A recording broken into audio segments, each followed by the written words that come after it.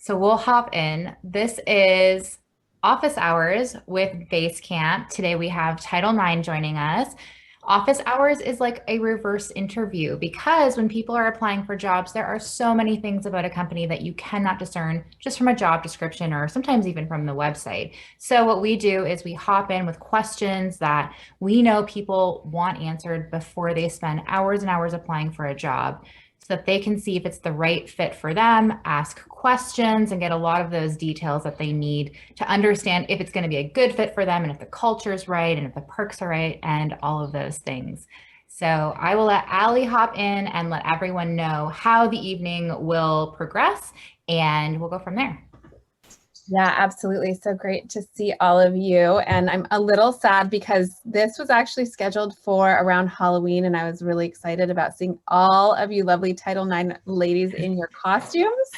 But I know that we're going to have a really good session regardless of costumes, so I'm excited. What will happen is Jen and I will kind of kick off the conversation, ask some questions, have each of you introduce yourselves, and then we'll hop into questions. And anytime anyone from the audience has questions, please just throw them in the chat. We're excited to hear what you all are wondering about, what you're thinking about. And as we feel that they're relevant to the current conversation, we may call on you to come up and ask your question. If we do call on you, we would love to have you come on camera and ask your question directly to the women here from Title IX, because then you can get a little bit of FaceTime with the brand and kind of show up, and we'd love to hear from you. So that's how it's going to go. And then at some point, we may have so many questions that we'll turn it entirely over to audience questions and kind of run through the list. And we hope to get to everyone.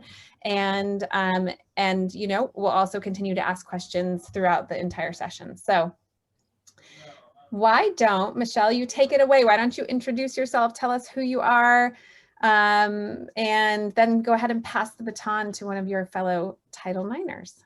Oh, for sure. Thank you. Thanks so much for having us. We are so jazzed to be here today and hope to make some really amazing connections with all of the folks on the call today. My name is Michelle Coddington. I am the head of stores for Title IX.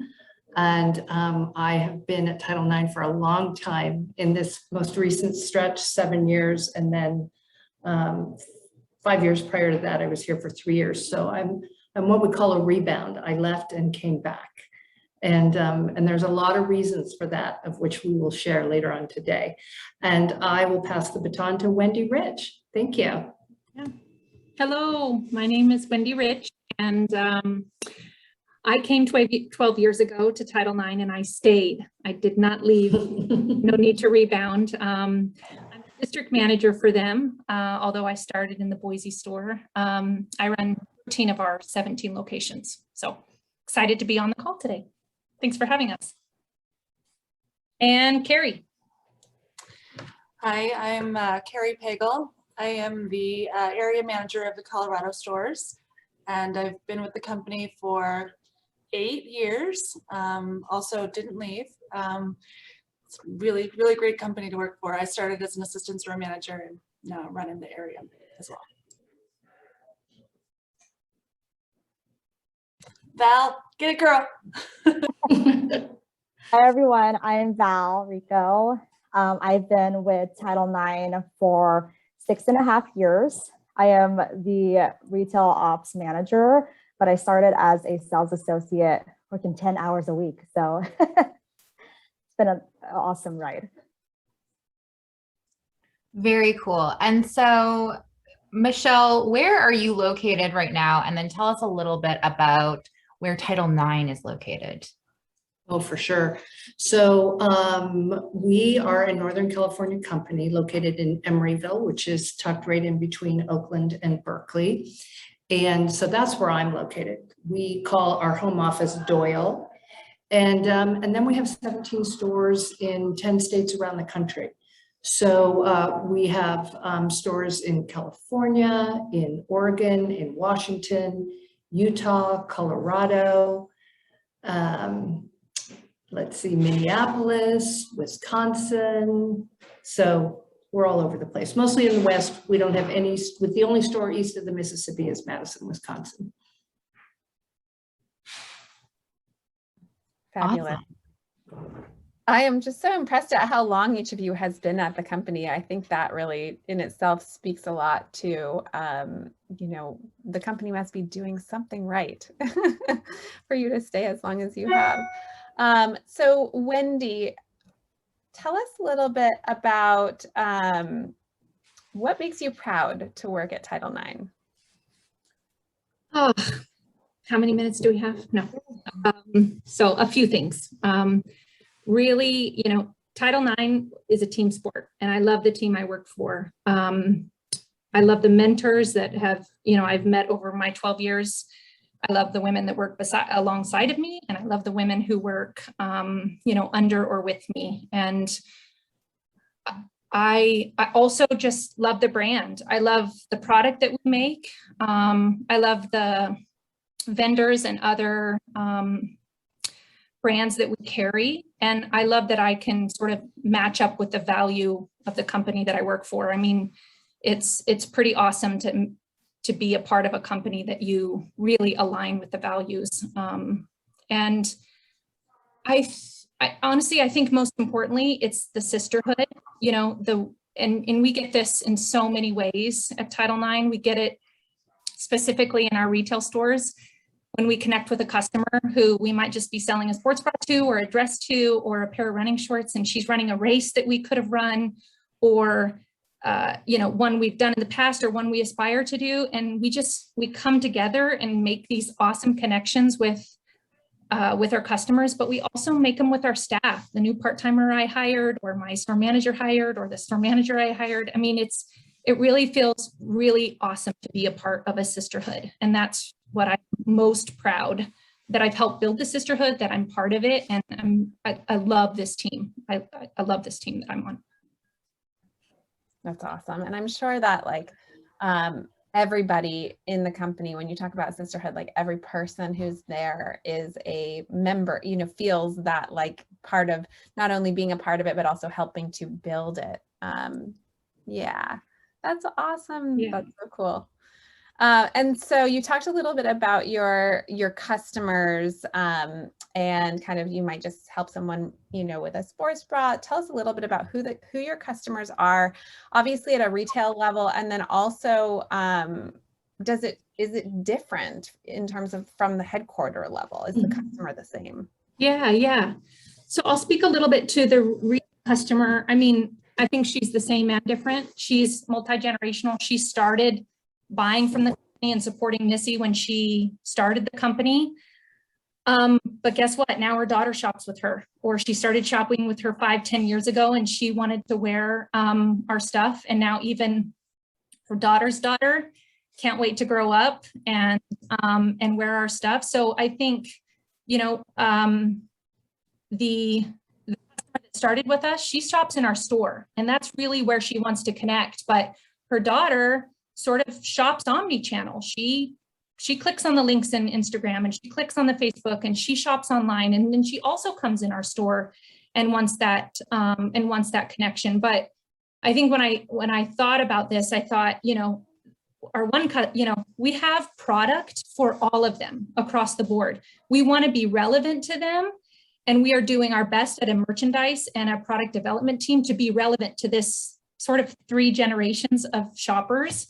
And, you know, we thought of a perfect example. Like at one point, you know, we have these great short shorts that her daughter might wear, but the mom, she's maybe tired of showing her knees. And so we have those great those great shorts in a longer version. And so, you know, what seems sort of silly just makes it so we can span across all of these generations and have the right product for them and make them feel good in them. So I think she's all of those things at a retail level. I don't know, Cod, if you want to add at an omni-channel level, if she's the same.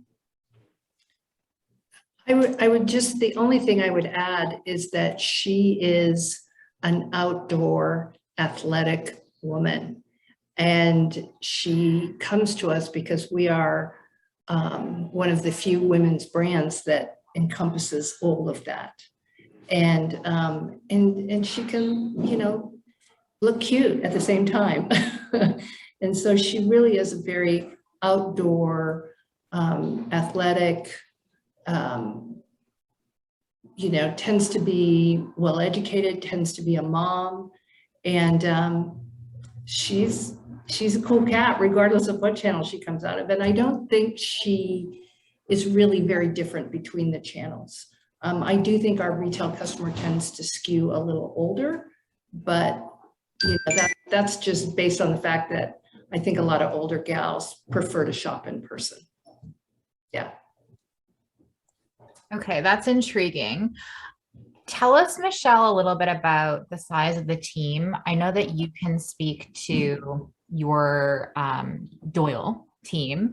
And then Carrie, you're going to let us know at the level of the store, how many people would be working with each other in those ecosystems? Yeah, for sure. So our retail organization is only 17 stores, and we are, you know, a small, as far as sales go, we're, you know, only 15 to 20% of the overall sales of the company, right? So our organization, you're kind of looking at the retail organization on this call. All four of us are here with the exception of our trainers and those kinds of things. And so the team here at Doyle is a team of about 65, and overall in the company, we're only about a team of about 300 people. And so, you know, Carrie can speak more to kind of the structure of our stores and how, you know, how that is built out. But we're small. We are adding a district manager in January, so we'll have 2 district managers. And then Val being our head of retail operations, myself. And then we also have trainers who work with our store managers and our teams as well. Yeah. Yep. And then at the store level, we have our store managers. We have roughly 5 people on a team. So we'll have a store manager, an assistant store manager, a sales lead, and then generally 1 or 2 sales associates part-time below that. And that generally rounds out our store teams. That's pretty intimate then. Yeah, that's what makes it so special. Because then you're able to really connect with everybody in the team, and everyone really plays a part in building the sales and building the growth of your store. So I'm going to skip ahead for a sec and we're going to come back. But I know that you're so flexible with your team, and a lot of you are moms and you want to be, you know, if someone needs the time off, you want to give it to them. So how do you make that work? Is just everyone so willing to help out and, you know, pop in and help each other if somebody does need that surprise time off?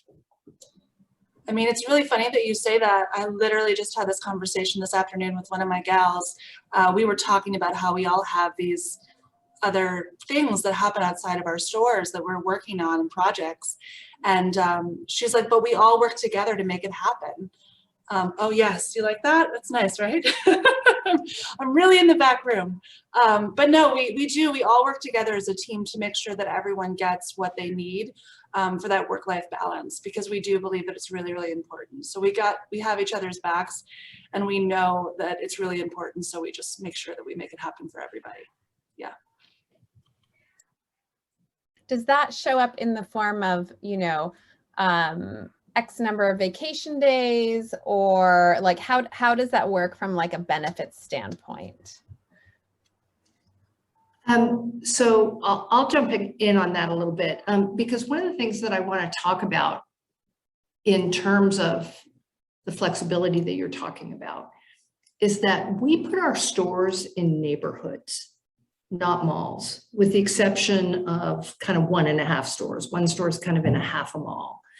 And that gives us the flexibility to be our own bosses. We don't have a mall telling us what our hours need to be, right? And so if we need to close an hour early, Allie, we can put a sign on the door. Now, and our customers are actually really understanding of that. So we feel very strongly that we want to close our stores at 6 o'clock at night because we want people to go home to their families. So that is a really kind of important piece, a little bit of that flexibility, right? And in terms of benefits, our full-time staff gets all the usual benefits, right? The 401k, the sick leave, all of those things. But we're one of the few retailers that offers parental leave with full pay for full-time employees after a couple of years of being here. While hourly people have very kind of prescribed time off, our salaried people, like our store managers, okay, this is going to kind of blow everyone's mind a little bit, but we have kind of what we call almost unlimited time off. You take the time you need. And if that means that you've used up all of your, 2 to 3 weeks a year already, and you've got something going on in your life, we're very understanding of the fact that we know how long and hard store managers work. And it's pretty rare that we would ever say no to somebody. We make sure that people take the time that they need. And sometimes that puts a big stress on the staff in the store. Like you're like, oh gosh, I have to work that Saturday, with only 2 people. You do, but you know what? You do it with great efficiency, and your customers are super cool and they all really understand, and it's okay. Happens all the time. That's great. Yes, that's definitely sounds like a very, very supportive environment, and one that's supportive of everybody's different needs as they arise. So that's wonderful. Well, and when we do some really cool things too, that for example, we have Thanksgiving coming up. We are the opposite of every other retailer on the planet. And we close our stores on Black Friday, because we all know that Thanksgiving is not a day off, especially for women. You are in the kitchen working your little heinies off, right? And so guess what? You get Friday off, take a day off. And then, the other thing about being like this private independent company and not having shareholders and people telling you what to do is, during COVID, we were able to say to people, you all have had the staffing issues, right? Just like us. And everybody is short-staffed. The world is short-staffed. And somebody might just need a mental health day. And we're like, you know what? Close the door, lock it, put a sign on saying that you're playing for the day, whatever you need. So we have that flexibility, and we have done that. We closed all of our stores last year between Christmas and New Year's because everybody needed a mental break after, 10 months of COVID. It was exhausting. And so we have the ability to do that, and it's pretty cool. So that's part of the flexibility piece. Yeah. Those 3 days, it's only 3 days when you really think about it, but it's immense, the impact it can have, because also it's usually the difference between, can I go see relatives that might not be in my city or not? Can I travel during the time, or I don't know, go to Mexico? I don't know what you're doing, but it's the difference between that. 2 types of people, right? Right. And Val, can you give us a little bit of insight on how, these 2 kind of disparate types of team members, the folks in the stores and the folks at Doyle, how you're all working together, and what kind of how are you communicating, and what's the importance of that? Yeah. Before I actually talk about how we work together, I have to talk about how we play together. Because at Title IX, playing together it's really important to us, and it actually is transformative how we work together. So a lot of times we like to play games. In the retail store level, we like to play games during like the holiday season or during the summer virtually. And even if we're miles apart, it's really fun and actually brings us closer. And, the work is always work, but when we get to play together, it's awesome. But as far as between Doyle and the stores, I would really say that we just have a lot of transparency. I love to speak to that part just because, what we do at Doyle and what retail does, like it all matters, and we're all one team and we all have one kind of goal. And so I feel like that's like how we work together, and transparency is important to us, I guess. That's awesome. Yeah, I love that. Transparency is really important to Basecamp too. And I mean, it's Jenna and I, so we don't have as many people to be transparent with, but we try to, really work that into everything that we do. So I love to hear about that. Well, and it's kind of an overused word with a lot of companies, but in our case, it's actually true. I mean, we go through the financials with everybody once a quarter, and there's no secrets.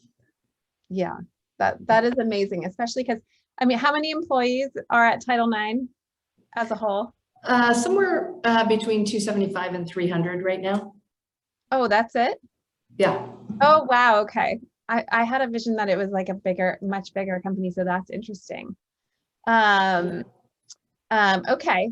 Yeah. So that makes sense. That's great. I mean, it's just wonderful to have that type of transparency from leadership all the way down and to be able to ask the questions that you want to ask and have the information to work with. Right. So speaking of sort of transparency and numbers, Michelle, I would love to ask about, compensation, transparency in compensation, and also the raise structure. Is there a formal raise structure or review structure that may result in raises? How does that work? So, it's interesting. So first of all, I think you've all gotten the idea here that we are not a huge company. We're a $100 million company, right?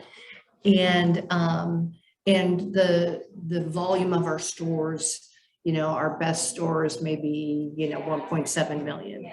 And most of the stores are kind of in that $1 million range. And so we're not a $10 million gap, right? With a staff of 40. As Carrie said, we are a staff of 4 or 5. We look at the market we're in. We look at similar sized businesses, same industry, same block, and we kind of go from there. We are not the highest paying retail company, but we are definitely a very fair paying company, right? We're very competitive in our markets. And we actually recently, as I'm sure a lot of people did during COVID, did an adjustment and adjusted, I think most people in the company, but especially at the retail level, people got adjusted, and we took another look at our pay structure at both the manager level and the hourly level. So we feel we're very fair. And as here's the other difference is that if you're running a $10 million gap, you're working a 12 to 15 hour day. For those of you on the call who've done it, you know what it's like. Our store managers are working an 8-hour day, unless there's something special going on, like they have a floor set or something, or they're down a team member, in which case they're working, more hours. The way that the pay structure works, or the pay raises work, is I would say profitability is our scorecard, right? For all of our locations and for all employees, we take a look at, depending on the role, right? So probably the longest you would wait to get a raise would be 18 months. And that is partially based on performance, your own performance, and your store's performance, and the company's performance. But that said, sometimes we hire people and we say, okay, we're going to bring you in at this. We're going to take another look at it in 3 months and in 6 months. And often in a new role, in a new position, depending on performance, you can get up there fairly quickly. So we do not have a structured raise where we say, okay, everybody once a year gets a cost of living raise. We don't do that. But here's the other thing that we do. I said profitability is our scorecard. And what that means is the way our bonuses are structured at Title IX is if the company makes the profit that we set out there as our goal, every single person in the company gets a bonus. It's not an equal bonus. It's based on hours worked and your position, but every single person in the company is eligible for our annual bonus. And I would say, the women on this call would say, the last several years have been very good to us. And that is an important part of everybody's pay structure, is everybody wants to know what's my bonus look like. And we know bonuses are never guaranteed, but we have been getting them a lot in the last several years, including last year, no problem in 2020, and 2021 is definitely on track. So we're doing well. And when we do well, our employees do well. That answer your question, Ellie? Yes. Yeah. And also I think it's great when you feel like everybody who is working on a project or working on, in a company has a little bit of skin in the game. And so that's what it sounds like, it's like everybody, the more efficient and more, there's so many things that lead to like sort of positive work, but as long as like everybody's sort of striving towards the same goals in order to reap the same benefits, then I think that's like, it sounds very, very efficient. Well, we can't get there without the hard work of each and every single person, right? Yeah, exactly. Yeah.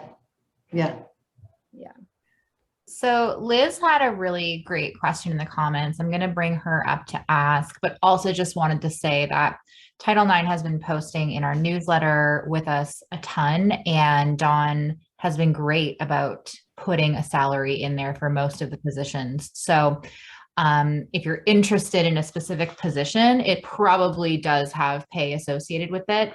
And then the retail position, they're all different. It depends completely on the market. So if you're interested in a very specific store, I'm pretty sure that if you ask for those numbers, they're either available now or Dawn is willing to share with that, before you apply. Yeah, 100%. Yeah. Liz, are you ready to come on up? Sure. Hi. Hi. Hi, Liz. I was just wondering, we are, super dependent in retail on our floor staff. And I'm just wondering, just in general, like what the least amount, the lesser folks down the line are making. It's important to me that everyone is, getting a livable wage. And so just wondering where y'all are with on that.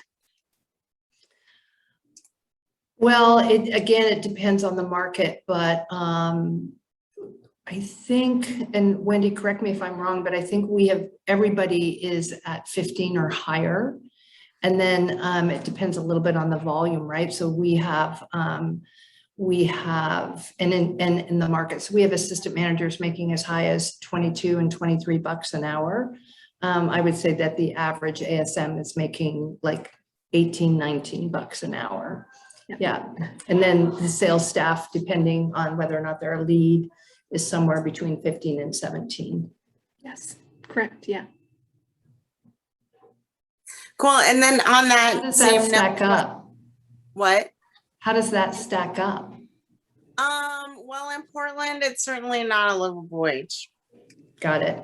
So we're seeing a lot just like trending on our local markets a lot higher, thankfully, which is really key to diversifying the market. It's instead of folks that don't really need the work, working for the paycheck, which I'm sure we've all been cringy on, well, people don't work here for the paycheck, they work here for the discount. That's changing, so that's good.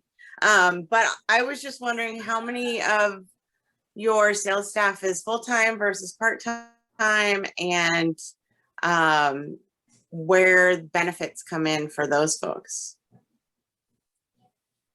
Wendy, I'll let you speak to that one. Okay. Usually there's the store manager and the assistant manager are full-time and everybody else is part-time, although there are scenarios in some of our stores where the lead is full-time. Something great about Title IX is we're considered full-time at 30 hours. And so the benefit package comes to them at 30, which is really awesome. So because to be honest, the women who work for us, it's quite perfect to be able to have those benefits and get the pay and be able to have a little bit of room in their hour so they can, you know, take care of what they need to at home with their, you know, community, neighborhood, family, whatever they need to take care of. And then, you know, the rest of the team are part-time, and we do offer part-time benefits, the discount, of course, for everyone, but we have some very unique to Title IX benefits where we pay people to ride their bike or take public transportation to work. We pay a portion of their all facilities membership or gym membership. So there's some very unique to Title IX benefits for part-timers. We also get free product for the first 15 months of our employment. And then beyond that, quarterly, which is awesome. Just we get to add to our wardrobe monthly and quarterly, all the great products. So I think, you know, besides some of the basics that we have, what I love about Title IX is that we throw in the quirky title, you know, appropriate to Title IX benefits for both part-time and full-time. So did I answer that right, Liz? You left. I can't see your face anymore. Sorry, it's been a while since I've been on a video call, and I'm like, oh. Yeah, that answers it. Thank you. Yeah. And, you know, I would love if there were any benefits that Wendy didn't cover, that Val and Carrie and Michelle that you love. Please speak to those too. Trying to think about all, well, when Play together, stay together. I forgot to mention that one. Play together, stay together. Say it, Wendy, tell them about it.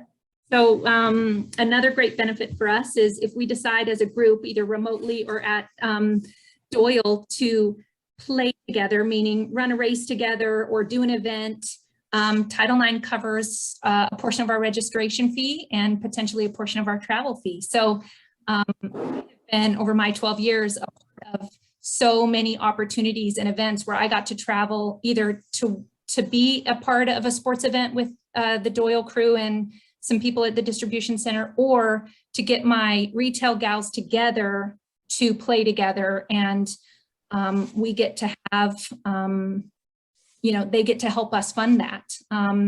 We also, don't want to steal the thunder, but we also have 2 play dates a year at retail.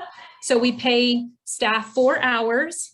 We pay them their normal wage. We also pay an entry fee, and we get to go as a team to go play. So I've been paddleboarding, I've been ice skating, I've been on a hike and then gotten hot chocolate afterwards. I mean, whatever it is, we Title IX makes sure that they take care of us and that they help us go play together. So those are 2 other great benefits that I did not mention. This sounds like you have a like built-in friend group when you join them, which by the way, sisterhood. It's awesome. It's also really hard to make friends as an adult. So this sounds pretty awesome. I know we say our business is personal because it is. I mean, and we connect with these women on so many levels. I mean, community, you won't be able to shut me up, but it's awesome. Yeah. You know, it's one of the things I also want to talk about, Liz, that I think is a benefit is that because I hear you big time on a living wage, and, you know, does, you know, a certain amount of money towards a gym membership really help me pay my rent? I can't answer that, right? I know that people have to live. But I think on the benefits side, one is that flexibility piece, which I think a lot of working moms really need. It's really important.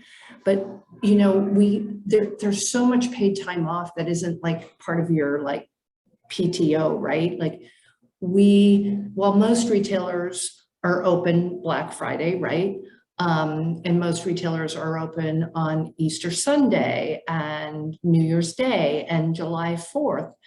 We're closed on all of those days, which is great benefit. And yes, you get paid, right? If we close the stores the week between Christmas and New Year's, everybody gets paid what they would have gotten paid if they were working that week. We actually this year are also giving, we're not closing the stores this year, but we're giving everybody in the company an additional week of PTO all right around the holidays so that they can take time off to be with their families. So that's a really big one for us. And it is a really important one as we are recruiting the women who come work for us, and especially these part-time women who they might be stay-at-home moms or they can't juggle a full-time job, but they need all of this flexibility, and this additional time off is really important to them, and they love it. And it's a great way for us to attract employees, for sure. I also want to add one holiday that you forgot about, which is your birthday. Your birthday! Your birthday, paid time off. That's right. That's incredible.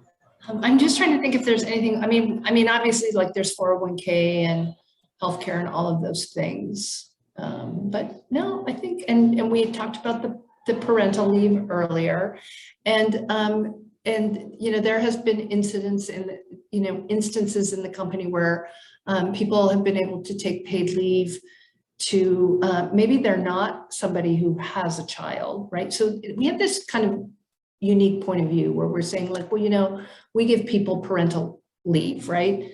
But not everybody's going to have a baby. And so is there an opportunity for people to take time off, maybe to take care of their parents? And we look at all of those requests and consider them, and have absolutely done some of those kinds of things, right? During the pandemic, we set up a daycare, because one of the things we know is that working together is better creatively than working apart, right? So everybody here at the office still works from home on Fridays, and there's flexibility. Like if a mom can't come in because her child is sick, we're all set up, right? You can work from home, it's not a problem. You got a cold, work from home. Don't bring your germs in. But one of the things that we really struggled with during the pandemic is that moms in particular had no place to take their children. There was no daycare, schools were closed. What were they going to do? We actually opened a daycare here at Doyle for people to bring in their children. And it was awesome. And it was so awesome that it's one of our big initiatives for next year is how do we do this full time and set up a daycare here. Now, we can't do that in the stores, but you never know. There might be some kind of a credit towards taking your kids to daycare in order to kind of make that fair between the stores and here at the office. That's why we pay partial gym membership for people in the stores, because we get a free workout here every single day. And so it's really important to us as a company that if we're doing it here at Doyle, that we figure out a way to do it in the stores as well. So that's just one of the things we're working on. Yeah, those are extremely relevant. I'm glad that you touched on that anecdote about the childcare, and it's very exciting that you have that down the pipeline and relevant for this conversation, because I'm getting a barrage of messages from moms who really wanted to be here but can't because their children, whatever reason. They're very excited about the replay, and I think we'll really glob onto that. A couple of them said, "This is why I need a job." So really glad to hear that. That's very exciting. And I would love to bring Karen up as well to ask her question, because I think it's very timely and relevant as well.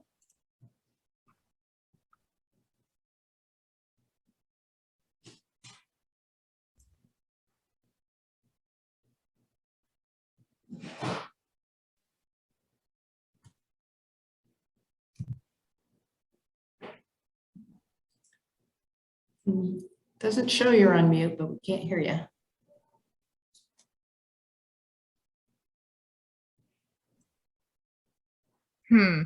So Karen, you are on mute right now. I can see you on mute. Try taking it off. Now try talking right now.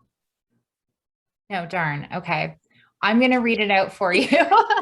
So do ASMs have an area of focus? Any outside the store, but still on behalf of Title IX? And then Karen, if I didn't quite ask that correctly, just type it into the chat if there's any follow-up. I'm sorry, I don't know what's going on with the sound.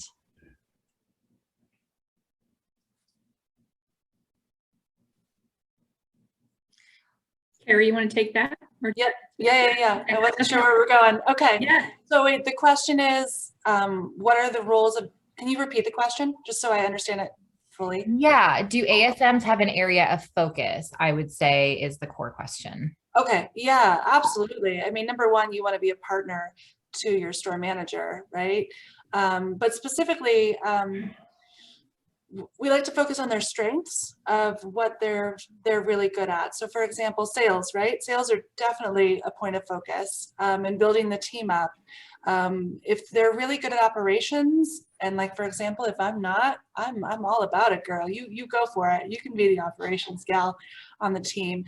But I think that's the most important part, right? Is that the ASM is the glue to the relationship, right? That holds your partnership and the business together and helps build the team up and build a strong foundation to the team. So whatever that looks like. Oh, I can see you, Karen. I couldn't see you How before. can you hear me? Yes. Oh, Thank you, Kimberly. You said it was my archaic headphones. You might not have said archaic, but I never said archaic. okay, it was headphones. So thank you. I can't find my air things. I'm sorry, I didn't mean to interrupt, but here I am. no, that's great. I love it. So yeah, so partnership, right? And then also like being able to get out into the community and work within the community and create events and working with other Oh, women yay. businesses too. That's what I wanted to hear. I love how Valerie spoke to that you can, if you're not in California, how do you get involved and be excited about your store and all of those dynamics, but still be not an arm's length away from headquarters. I always think that's kind of hard. I'm in Seattle, so always I've had before, at least, there's an area of focus, and I'm just thinking personal growth wise, it might be something that's outside the store, like bringing events together and connecting, maybe say the two stores or something like that. And I just didn't know if that was like legit, like could the. Yeah. Oh, 100%, 100%. Absolutely. I mean, that's part of what we hire to as well, right? We want somebody that is in the community in a different way that we are, so that we can create that outreach and make sure that we're still staying connected in a different way within our community and in our state. Yeah. Awesome. Thank you. Yeah, I'm glad that started working. And can you just tell us what ASM means in case somebody watching does not know? Assistant store manager. Yeah. Awesome. And since we kind of touched on growth for a second, I would love to talk about that piece. And if somebody came in, let's say, just as a store associate at the entry level, what does growth look like? Can you kind of go through the ranks at Title IX? How does it work to maybe if you want to hop over to corporate? What does this look like? You didn't call on one of us, but I think Valerie should answer that question. Sure, I will answer this. So like I mentioned before, I started as a sales associate. I was working 10 hours. I was going to a junior college, not really knowing what to do, but I was definitely craving that sisterhood that we've been talking about this whole time. So I want to say that I wanted it.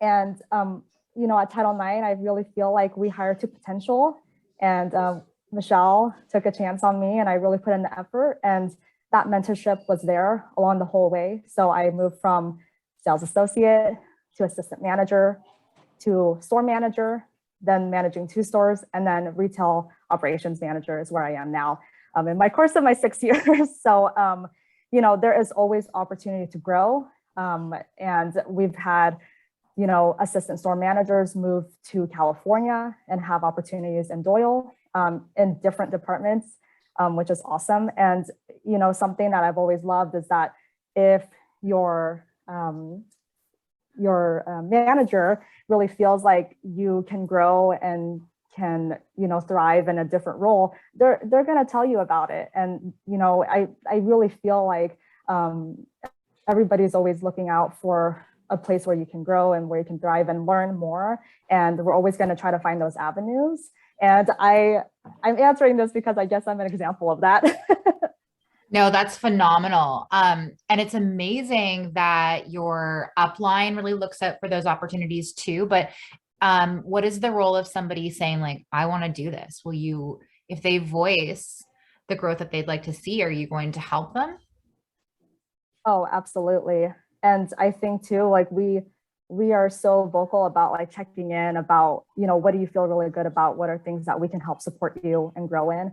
And that's when that mentorship comes in. And I feel so lucky that, like, you know, Wendy, Carrie, and Michelle, like they've all been mentors to me, and I've learned a lot. And I would say that a lot of gals at Title IX could say the same thing. I don't know if you guys want to add anything to that, but totally voice it. You know, I think one of the other things that happens, Allie, is is that if we have a really amazing person and we have a need, but there hasn't been a position for their skill set, we're willing to go for it and make it happen. I think Carrie's a really good example of that. Carrie was a store manager in Colorado and getting restless. She wanted to grow. And we didn't have an area manager position. That wasn't a thing. And, but we knew that she was somebody who was an amazing, I mean, we listened to her on this call. She's incredibly well-spoken. She's very smart and she's very capable. And we were like, gosh, we don't want to lose her. So what are we going to do? And we were willing to do that because her skill set was amazing. And we knew that she was going to push retail forward. You know, we had situations during COVID where we had a mom who was a store manager who she, for health reasons, couldn't come back and reopen her store. And she was just like this amazing person on our team. And so we found a spot for her in customer service and like in this kind of really cool training, product knowledge role that really kind of didn't exist. We kind of took a hybrid of a couple of things and we're able to keep her in the company, which is really important to us. And so when there is a need and there's the right person to fill it, we recognize that. And it might not even be a budget. It might totally blow our budget out of the water, but we know we'd be cutting our noses off to spite our face if we didn't do it. Yeah. And we would much prefer to hire from within than hire from the outside. 100%. I loved Kimberly's question, and I think it kind of piggybacks on what you're just saying. Do you want to ask that, Kimberly?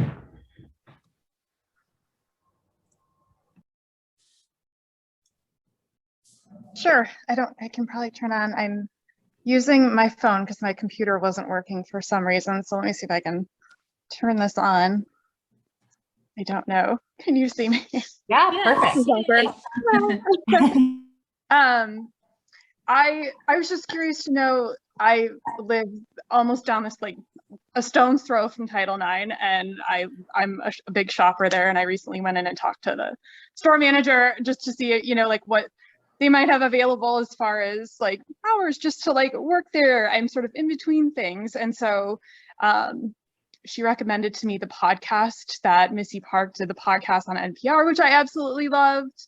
And I just watched that yesterday, or listened to it, I should say. But I was just curious to know like a little bit more, like if you have any insight into the trajectory of like the growth of the company and sort of like where you see, you know, Title IX going. I feel like last year, everybody sort of got outdoors more, you know, and sort of embraced like what we could do more than what we, you know, what we couldn't do because of COVID and everything like that. And sort of where, you know, where you see that trajectory going, and, you know, and if there's tagging on to, you know, what you just spoke about, but, you know, what opportunities there might be like at the corporate level too. Kimberly, where do you live? I'm actually close, probably by Karen, but I'm in the Seattle area. I'm in Bellevue. Give Wendy Rich your phone number.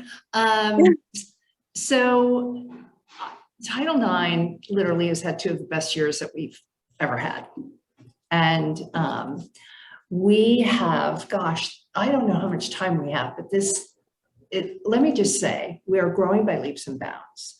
We have, one of the things about Missy Park is that she has this ability not to just see what the trajectory forward is, but she's got this uncanny ability to see around the corner.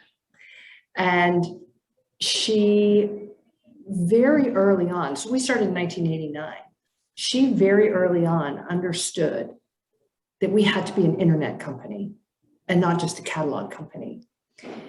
Over the last 10 years, she has very clearly understood that we have to be a digital company and not just a print company, right? And so the roles here at the office have been growing in a huge way, and we add headcount every year. And like, I have to tell you that in the time that I've been here, and Wendy could speak to this as well, like roles have been added that I would have never dreamt would have been added. And we have some very, very smart women and one man kind of who are our senior executive team who really understand what it's going to take to keep this company going. And, you know, one of the things Missy says is she's like, I don't want to sell this company. I never want to sell this company. She's been approached many times. And she wants it to grow and thrive. And she also completely recognizes that a time is going to come where she'll tap out, right? But she doesn't want the company to tap out. She wants the company to continue to grow.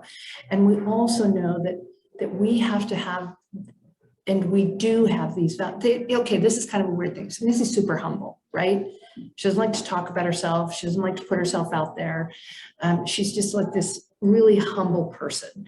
And it has taken a long time for her to actually talk about the fact that we're woman-owned, or, you know, that we have all these things that are really unique about us that really matter to people out there in the world.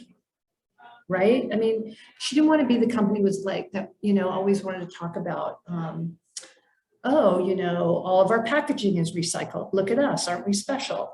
That isn't who she wanted it to be. She didn't want to create this PR that wasn't real. And so by actually starting to take away the layers and let consumers see who she really is, the guy, like that Guy Raz thing was a big deal. Like that isn't the kind of thing she's comfortable with. And it took a lot of people a long time to convince her to do it. But the more people see who we really are at our core, the stronger we get and the stronger our sales get. Imagine that. Be really good people, be really nice people who care about really important things, and people want to support you, especially this generation coming up, right? They want to shop with a company that share those values. It's pretty cool. I'm giving myself tingles as I talk about it. So speaking of values, and something that comes up a lot right now and hopefully for a long time into the future, I would love to hear about Title IX's diversity, equity, and inclusion, efforts, and kind of where does the company stand on that? Are there internal groups that are pushing those efforts forward? Let's talk about that a little bit. Val, I see you nodding. Yeah, I'll take that. You know, while we don't have a formal DEI program, I would say that a lot of our intentions and efforts kind of run along this importance of sense of belonging. And I mean, I think you guys can hear just like how true that is to us, and who we are is really important to us. And, you know, it's always been one of my favorite things that I can be myself, and what I do matters, and my voice matters. So the sense of belonging, some examples I would say is like, we always look to hire varying voices that contribute to our business. We talked about that transparency, how, you know, we always talk about how we're doing as a company, what we do as a company. And so I feel like everything that we do is together, and that's that sense of inclusion. So I hope that answers your question. And I don't know, Michelle, if you want to add anything to that. I think you nailed it. I think the most important thing is, I mean, for sure, like every company, we go out and in our candidates, we look for diversity. But, I think the most important thing is that everybody here feels like their voice is heard and that they are part of a community, and everybody feels very, very valued, regardless. Here's something I'll share with all of you. So when Black Lives Matter hit, we were trying to figure out what is our place, what is our voice in this, because really our voice is about women and women's rights. And we weren't speaking up, and and the guy who runs our distribution center is African American, and he went to Missy and he said, silence isn't an option. Whether or not you think it's our issue, it is our issue, and silence isn't an option. And she really heard that and said, okay, then how do we speak out? And she's like, well, there's a lot of amazing African-American women out there, and how can we support them, right? How can we bring the two together? And we found some organizations in the South that were run by women, Black women, and in support of reproductive justice, right? So trying to figure out, how does our voice fit into that?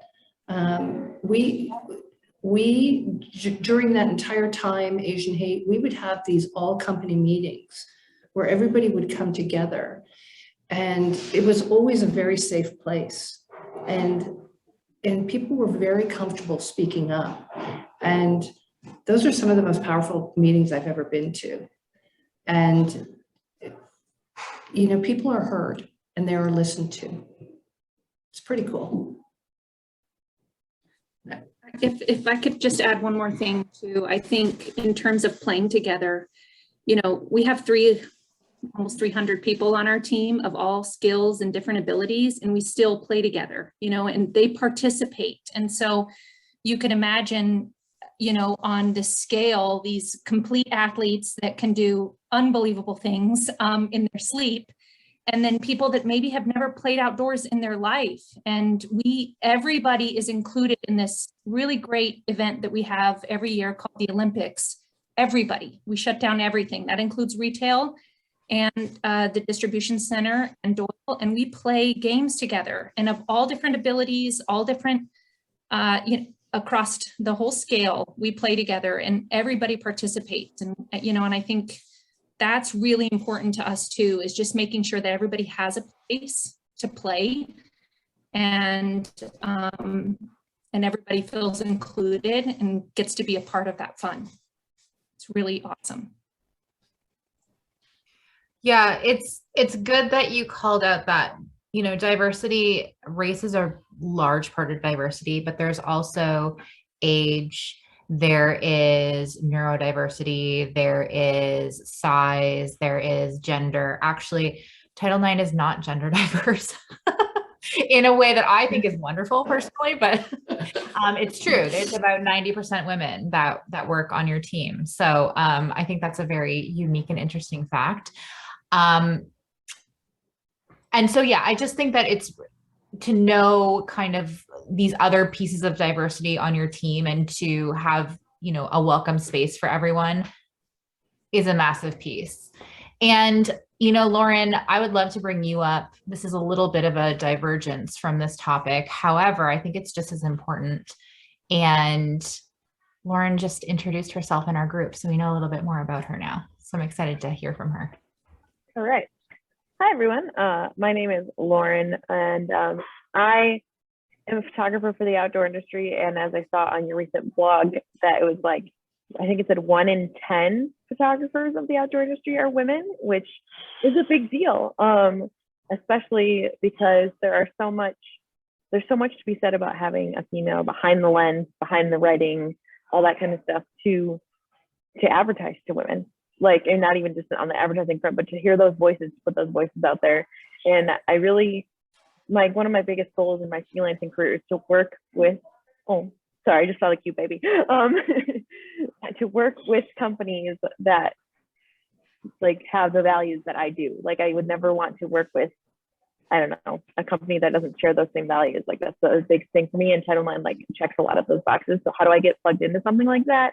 I also live in Michigan, so my content would not be what I would call quote unquote typical for the outdoor industry, but the Midwest has, the Great Lakes and the hiking and ice climbing, and sometimes, as beautiful as mountain shots are, don't get me wrong, like the mountains are a special place in my heart. Like, there's a whole nother market that I sometimes think like the outdoor industry, I hate to say misses, but like there's this whole like section of us, like the country that's very flat, but also has a lot of stuff. And I want to know how to get plugged into that kind of thing.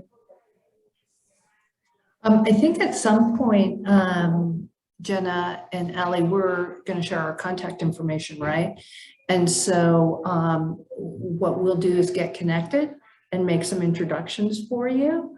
And then, like, I don't really know how it works over there, over in Brand, but I assume you would send them a portfolio, whatever. But at the very least, we can get you connected with the right person. Awesome. That's great. And honestly, sometimes that's half the battle. I think, Jenna, you put, I think it was you or Allie, I don't remember which one of you put the quiz up. There was like, what is the hardest thing about connecting with brands? It's like finding the right human. Because sometimes you get the like contact at whatevercompany.com and you send the email into the black hole of the internet and maybe something comes back. Yeah, totally, for sure. Yeah. Awesome. Yeah. Thank you. Yeah, you bet. We're all mesmerized by the baby. I know. And I don't know if this is a side point of that, Lauren. I just, I think we've been remodeling some stores, and, some of the things that are really important to us are finding women contractors, or finding women electricians, or finding women painters, or women artists in the local area. And I just want to tell you, Title IX does a really good job trying to find women in their field and be able to utilize them like on a regular basis. When I go to a store and I say to my staff, hey, where are we going to dinner? They're taking me to a women-owned place. That's what they're doing. They know them and they want to support them. And we do that, gosh, across so many channels, including what you're talking about. So I just, so awesome. Yeah. Jenna, I'm going to hand it over to you because I have a baby over here who is finding her voice as we speak. Got it. So, my next questions are about the ideal person. So Karen had another question though about background, which I think is super relevant. So I'd like to hear from her or have her come up and ask that question. Okay, I think thanks to Kimberly, I got this to work. Yeah, you're good. You're good. Awesome.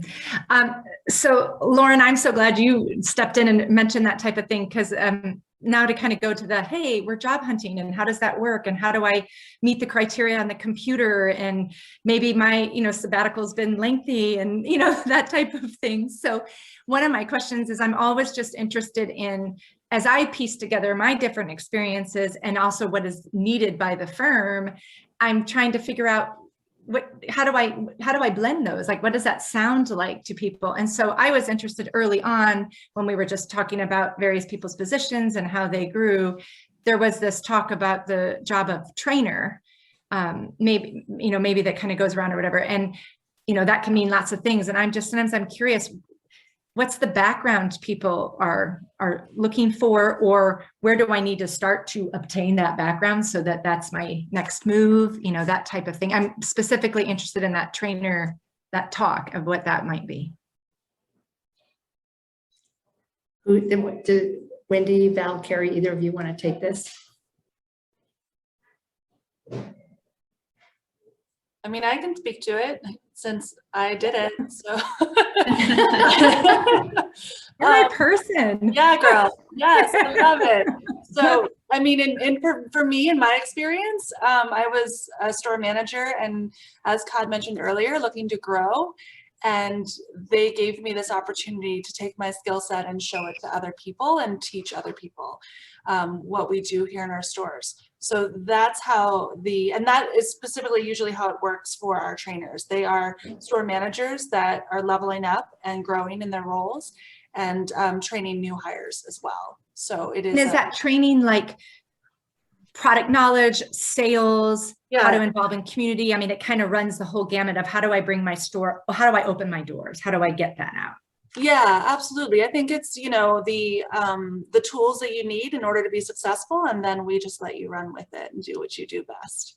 So absolutely. Yeah, we give you the foundation, and then we watch you grow, and we're here to support you as you grow. Yeah, and Karen, that's a great, foundation's a great word, because Carrie had the foundation, so she knew all the things, and we knew she had the skill set and the want to grow. And so we were able to put her in that position with a lot of confidence. And she does, she teaches the whole, you know, new store manager training, possibly assistant manager training, or adds on to different pieces, but she had to have the foundation first, and she did that really well. And so we had the confidence that she could grow into that position. Great, thank you. And training is, for us, is very specific and unique, right? So it would be difficult for us to hire someone from outside of the company to come in and be a very specific retail trainer. You kind of have to have the foundation of who we are in order to really train to that. And also, it as Carrie was saying, it gives store managers who are really good at their job an opportunity to level up, right? But that said, especially in retail, and also at the entry level positions here at Doyle, we're not attached to people's background at all, because, you know, for those of you who've run a store, it's not brain surgery, right? It's you know, it's pretty easy to learn. You got to be someone who's like, we like to hire really nice, really good people, right? We like to hire people who like to play like we do. We like to hire people who love the outdoors and who love to get out and be weekend warriors on their mountain bikes or whatever it is they do. We call those people performance product users because they really utilize our product and understand how it works. They understand the technical pieces of the fabric, all of those things, right?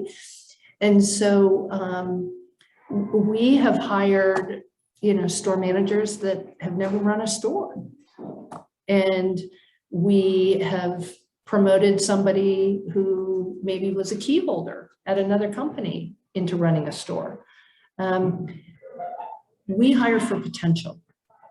And then we mentor and support and get people where they need to be. It is really normal for us to take, you know, I'm looking over my computer and I can see a gal over here by the name of Sonia, who was a sales associate at our Berkeley store. And we brought her into Doyle, and she is doing like some really cool things on the marketing team right now, right? And so we hired another gal as our retail distributor recently who worked at a Ross store, right? I think it was a Ross store. And as a store manager, she has no idea how to do retail distribution, but it doesn't matter. She's a really good fit with who we are. That is really important to us. We really want to hire people who are a good fit with us, who we really like, we kind of want to hang out with. We're all good friends. And, you know, at the end of the day, we spend a lot of time with these women. So, you know, Wendy and I were talking about an interview she got, a resume she got from a woman in one of our markets. And she's just got this crazy background that is so cool and so impressive.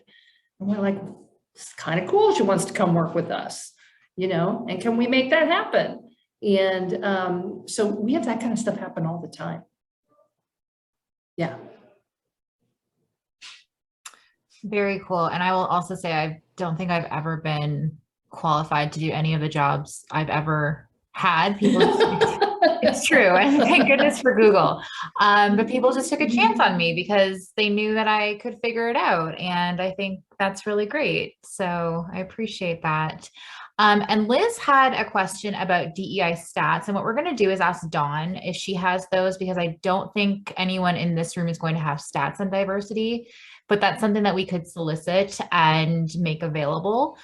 But for this call, since we only have 7 minutes, I would love to know, if someone wants to apply, what could make them stand out?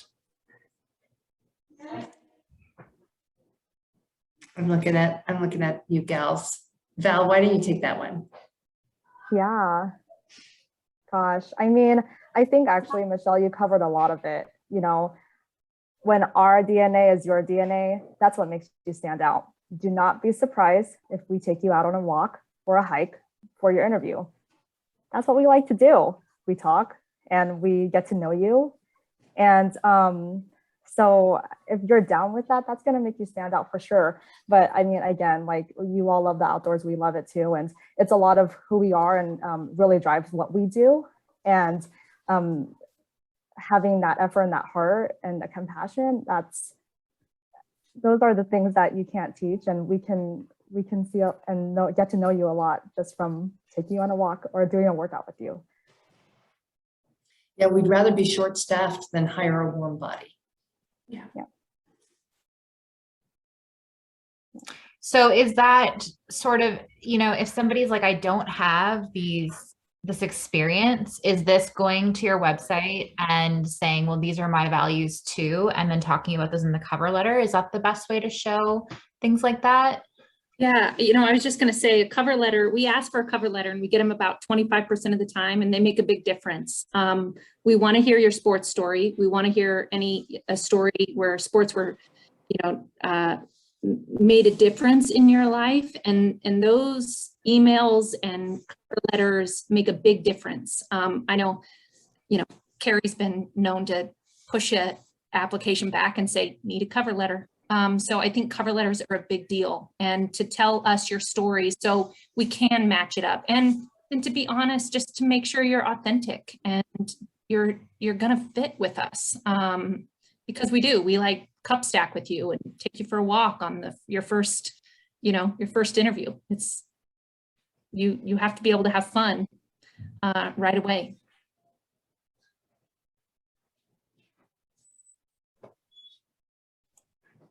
Yeah, nice people who we really want to hang out with. Yeah. Who want to go for a hike and put their boots on. And not dance. Get dirty. Oh yeah, we dance. And eat chocolate. We dance. So if you dance and eat chocolate, I mean, I'm in. Ladies, was there anything else that you would like to relay to our audience before we go that we didn't get an opportunity to cover?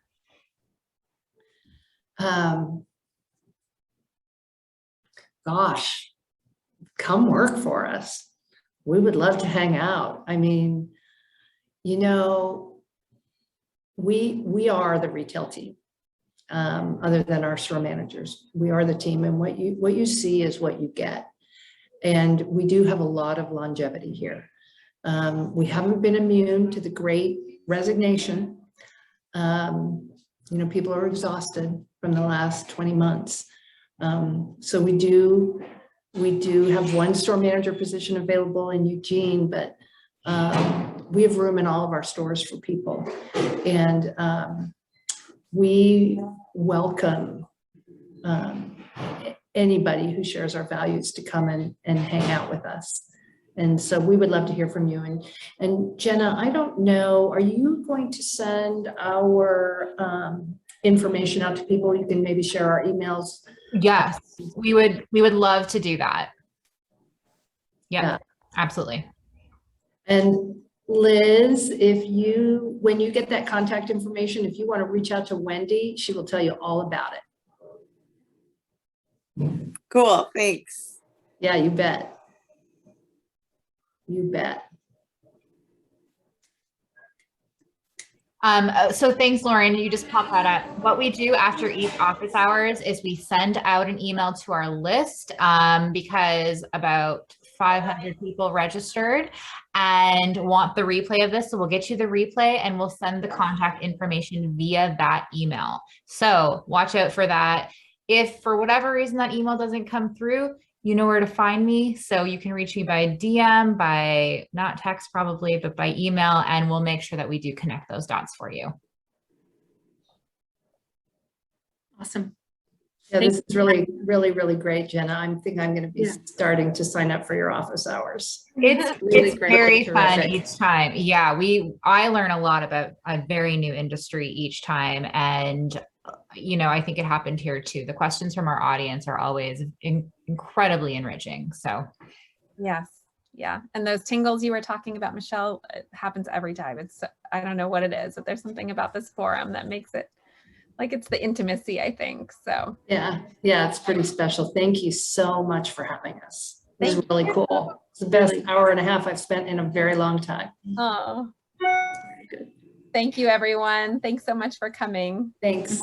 Thank Bye, you. everyone. Take care. Great talking. I hope to hear from you. Bye. Yes, we do.